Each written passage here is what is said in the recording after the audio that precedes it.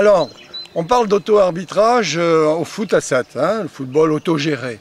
Et on en voit tous les bienfaits que ça a du point de vue des individus responsabilisés, co-responsabilisés. Et ça met une autre forme d'humanité dans la rencontre. C'est très intéressant. Et actuellement, on en est encore à la recherche d'arbitres qui ont un corps à part des joueurs.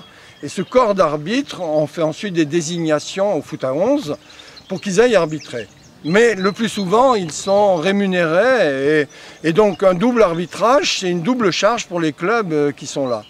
En plus du fait que beaucoup de gens arbitrent dans d'autres fédérations et ne sont pas très bien préparés pour arbitrer à deux.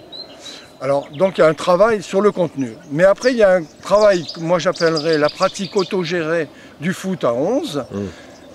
Il faut qu'on la développe. Et pour l'instant, ça choque les esprits parce qu'ils disent c'est impossible, comme on le disait au foot à 7 avant. Quand on enlève l'arbitre, on ne peut pas jouer. Eh bien si, on a fait la preuve qu'au contraire, on joue de mieux en mieux. Eh bien au foot à 11, ma proposition depuis un moment, je ne suis pas le seul là-dessus, il y a beaucoup de gens, Jean-Claude Delrue, etc.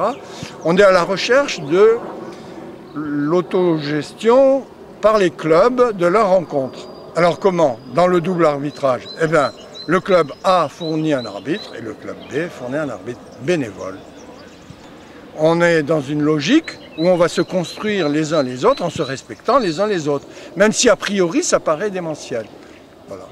Donc la pratique autogérée du football à 11 est à lancer le plus tôt possible.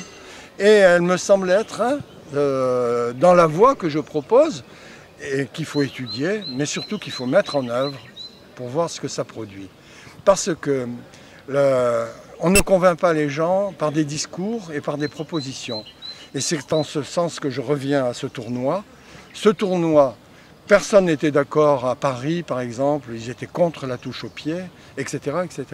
Et grâce à ce tournoi, où on a vécu ensemble ce que produisaient ces innovations, elles ont pu être adoptées, même par ceux qui, au départ, disaient non. C'est dans l'action qu'on se transforme, c'est pas dans les discours.